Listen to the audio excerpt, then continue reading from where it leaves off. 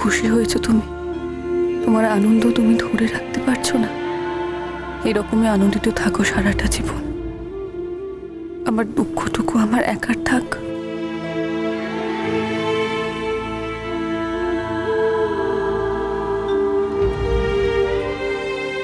কেমন শাস্তি দিয়েছিলে আমাকে? এখন এখন কি চোখের জলে ভাসছো, তাই তো? কাঁদো, কাঁদো, আরো কাঁদো। তোমাকে আমি বলেছি না, তোমাকে আমি এমন শাস্তি দেব যে সারা জীবন তোমার মনে থাকবে। বাকি জীবনে আর কোনোদিন অন্তত আমার কাছ থেকে চলে যাওয়ার কথা তুমি বলবে না মোহর।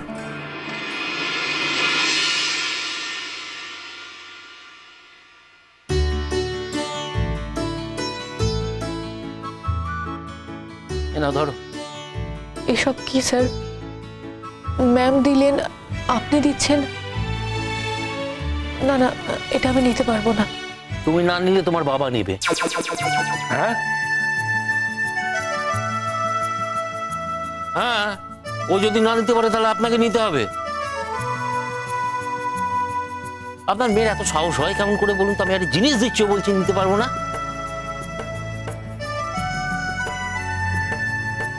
এসব তো আপনি আপনার নতুন বৌমাকে দেবেন, আমাকে কেন দিচ্ছেন আমি বুঝতে পারছি না। বৌমাকে যা দেওয়ার দেওয়া হয়ে গেছে, তারপর আমরা সবাইকে দিচ্ছি, তোমাকেও দিচ্ছি। নাও ধরো। মেজকা, হাতটা পরিয়ে দি। না, তার কোনো দরকার নেই। তার কারণ ওর ম্যাম তো ওকে একটা হার পরিয়ে দিয়েছে। এটা আমি ওকে দিলাম, ভালো রেজাল্ট করেছে তাই জন্য। তখন তো কিছু দেয়া হয়নি, তাই জন্য অ্যাডভান্সে দিয়ে রাখলাম এটা, পরের রেজাল্টটাও যেন ভালো করে। তার কারণ তারপর তো এখান থেকে চলে যাবে, আমাদের সাথে আর কোনো সম্পর্ক থাকবে না। আমার কোনো উপহারের প্রয়োজন নেই স্যার। আপনারা আমার জীবনকে যেভাবে সমৃদ্ধ করেছে, সেটাই আমার কাছে অনেক বড় উপহার। দেখো ভাই, এত বড় বড় কথা বলে কোনো লাভ নেই। আমার ছেলের বিয়ে উপলক্ষে আমি দরাজ হস্তে সবাইকে সবকিছু দান করছি, তাই তোমাকেও দিলাম। আশীর্বাদটা নিয়ে নাও এবার।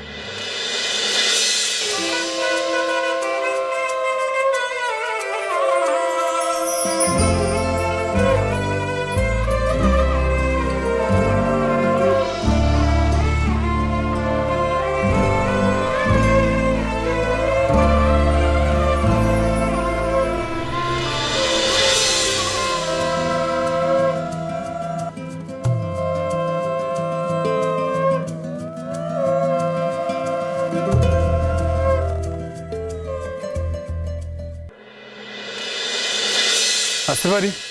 হ্যাঁ স্যার, আসুন না। আসুন, আপনি আসুন। ওখানে রাখুন। কি ব্যাপার তোমাদের? তোমরা খেতে আসছো না যে? স্যার আমি তো যেতামই, কিন্তু ওই তো গেল না। কি মুশকিল! তোমরা যাচ্ছ না খেতে, তাই জন্য আমি সমস্ত কিছু নিয়ে এলাম, খাবার দাবার। স্যার আপনি খাবারগুলো নিয়ে এলেন? আমারই বিয়ে, আমার বিয়েতে তোমরা যদি এসে এখানে না খেয়ে অভুক্ত হয়ে থাকো, সেটা কি আমার ভালো লাগবে? নিশ্চয়ই ভালো লাগবে না। তাছাড়া তোমরাও যাচ্ছ না, আমরা ওখানে ওয়েট করছি। ক্যাটারার এরপরে মালপত্র সমস্ত তুলে দেবে, তারপরে গিয়ে আর তোমরা কি খাবে? কিছু তো পাবে না। দুবার করে বললাম আমরা, তারপরে তো তোমরা আসছো না। কি ব্যাপার মোহন? আমার খিদে নেই।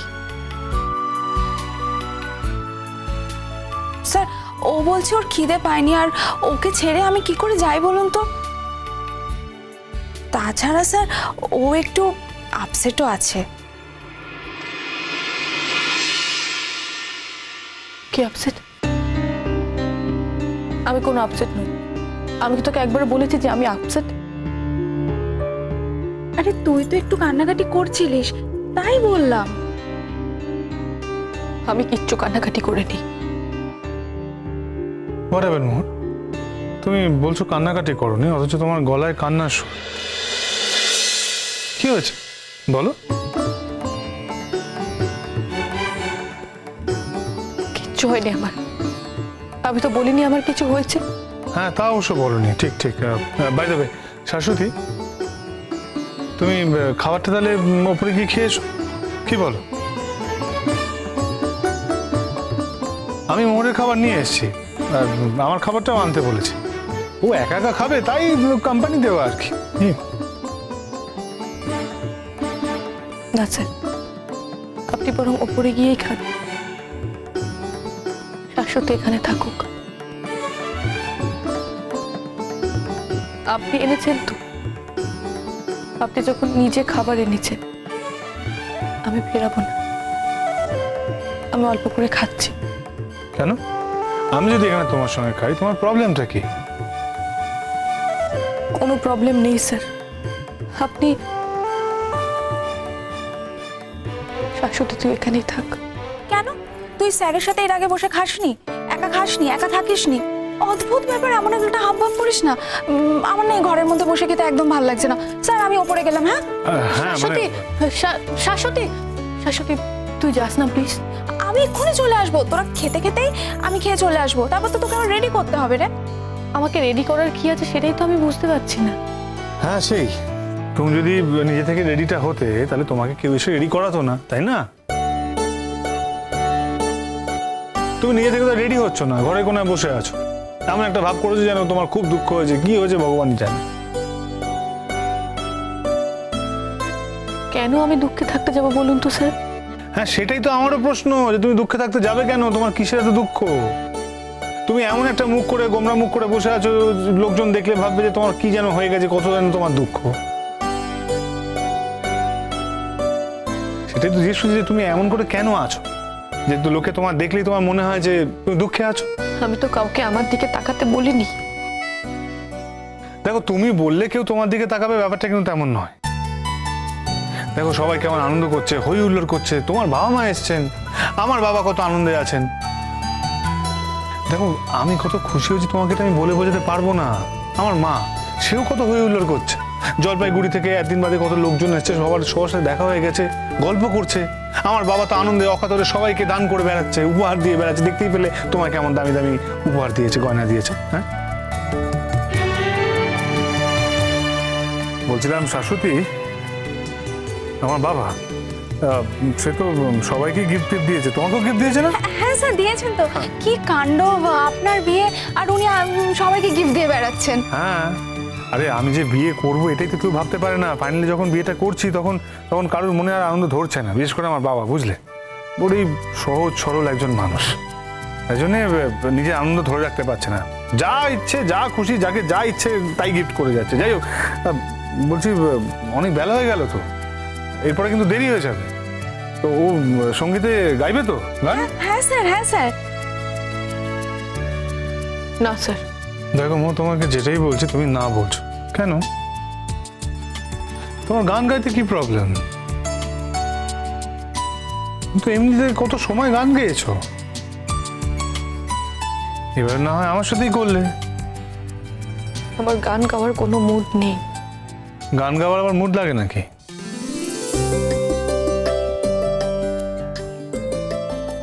স্যার কথায় কথায় কিন্তু সেই দেরি হয়ে গেল, খাবারগুলো ঠান্ডা হয়ে যাচ্ছে। ও হ্যাঁ হ্যাঁ, শাশুড়ি তুমি এক কাজ করো, তুমি তুমি খেয়ে নাও, বুঝলে? আমি এখন বিশেষ কিছু আর খাবো না, এত বেলা হয়ে গেছে। আমি ওই একটু ভাজাভুজি কিছু খেয়ে নাও। হ্যাঁ ঠিক আছে। হ্যাঁ স্যার।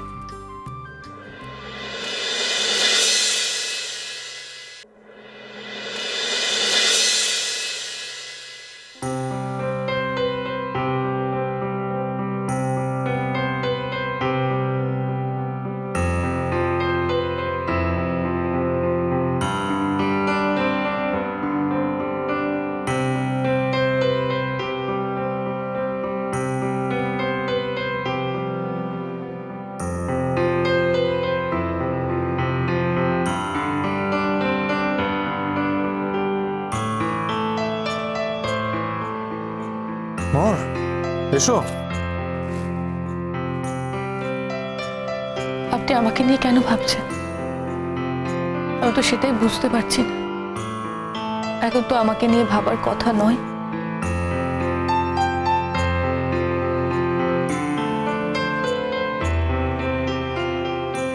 তাহলে কাকে নিয়ে ভাবার কথা? অ্যাটলিস্ট আমাকে নিয়ে তো নয়। আপনি যাকে বিয়ে করছেন তার কথা ভাবুন। তা অবশ্য তুমি ঠিকই বলেছ,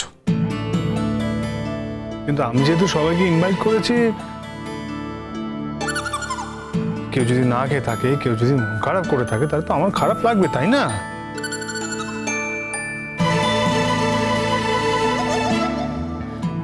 না খেয়ে থাকাটা যে সবসময় মন খারাপের জন্যই হয়, এটা এবার ভাবছেন কেন?